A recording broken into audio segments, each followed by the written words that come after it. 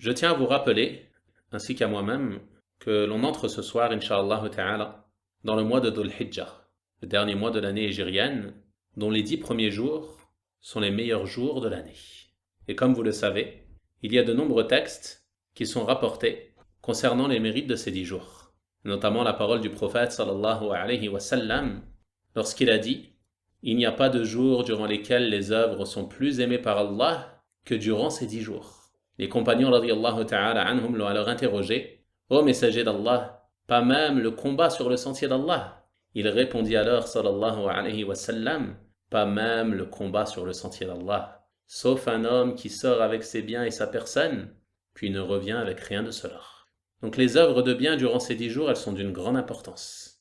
Et elles ont un grand mérite auprès d'Allah subhanahu wa ta'ala. Le prophète sallallahu alayhi wa sallam a dit dans un autre hadith « Il n'y a pas d'œuvre plus pure auprès d'Allah et plus immense en termes de récompense qu'un bien accompli durant les 10 jours du sacrifice, c'est-à-dire les 10 premiers jours du mois de Dhul Hijjah.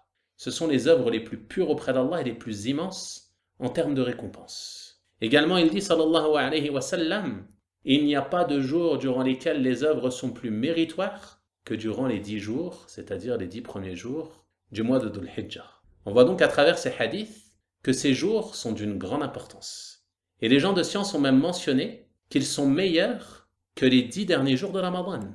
Pourtant, on trouve nombre de personnes qui ont compris l'importance des 10 derniers jours de Ramadan. Et on voit chez les musulmans une certaine ferveur durant les 10 derniers jours de Ramadan. Nombre d'entre eux augmentent leurs efforts dans l'adoration et ainsi de suite. Mais ces 10 jours-là, les 10 jours de Dhul Hijjah, ils sont encore plus immenses, plus importants, plus méritoires. Les œuvres que tu as accomplies durant ceux-ci, elles sont plus méritoires, plus pures auprès d'Allah subhanahu wa ta'ala et plus grandes en termes de récompense.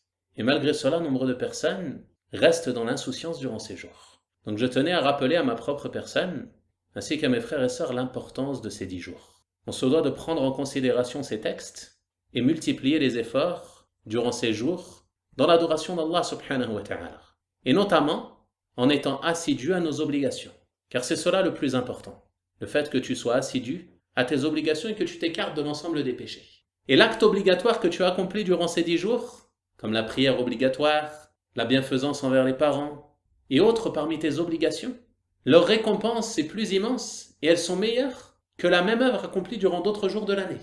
Et elles sont même plus décuplées, comme on a dit, que les œuvres que tu as accomplies durant les 10 derniers jours de Ramadan. Et de la même manière, l'œuvre surérogatoire, les rawatib, les aumônes surérogatoires, le jeûne surérogatoire que tu peux faire durant ces jours, ils sont meilleurs que ceux que tu as accomplis durant d'autres jours de l'année. Il y a donc un butin immense à saisir en ces jours, un butin qui ne doit pas nous échapper. Et le musulman se doit de faire des efforts durant ces jours afin d'en profiter et de prendre ses provisions pour l'au-delà, incha'Allah ta'ala. Donc de manière générale, ce qui est légiféré durant ces jours, c'est de faire des efforts dans l'adoration, dans la prière, le jeûne, la lecture du Coran et le rappel d'Allah de manière générale. Et de manière plus particulière, il y a une chose qui est légiférée durant ces jours, c'est le takbir. Le fait de proclamer la grandeur d'Allah subhanahu wa ta'ala. Et ce, dès l'entrée du mois de Dhul Hijjah, c'est-à-dire à partir de ce soir au Maghreb.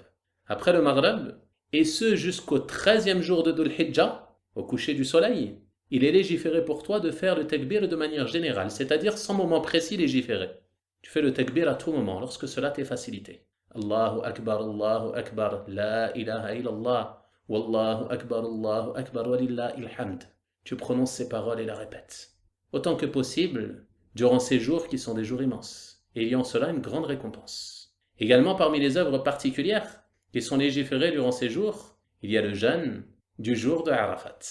Le jour de Arafat qui, comme il est venu dans le hadith, est une cause pour te voir pardonner tes péchés de l'année passée et tes péchés de l'année suivante. Il y a donc un grand mérite dans le fait de jeûner ce jour, le jour de Arafat, qui est le 9e jour du mois de Dhul Hijjah, la veille donc du Eid.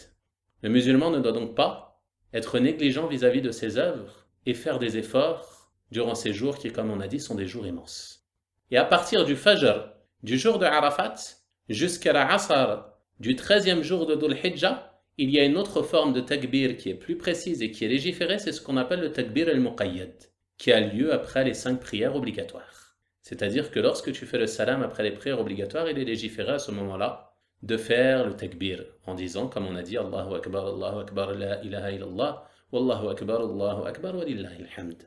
Et Vous pourrez retrouver plus de détails à ce sujet dans une conférence que j'ai donnée il y a 1 ou 2 ans au sujet des mérites et l'importance des 10 premiers jours de Dhul Hijjah, mais j'ai tenu ici à faire ce rappel concis afin que ces jours ne nous échappent pas et que chacun d'entre nous se prépare à les accueillir de la meilleure manière et à faire des efforts durant ceux-ci dans l'accomplissement des œuvres pieuses. Je demande donc à Allah subhanahu wa ta'ala de me faciliter ainsi qu'à vous l'accomplissement de tout ce qu'il aime et agrée. Walhamdulillahi Rabbil Alamin.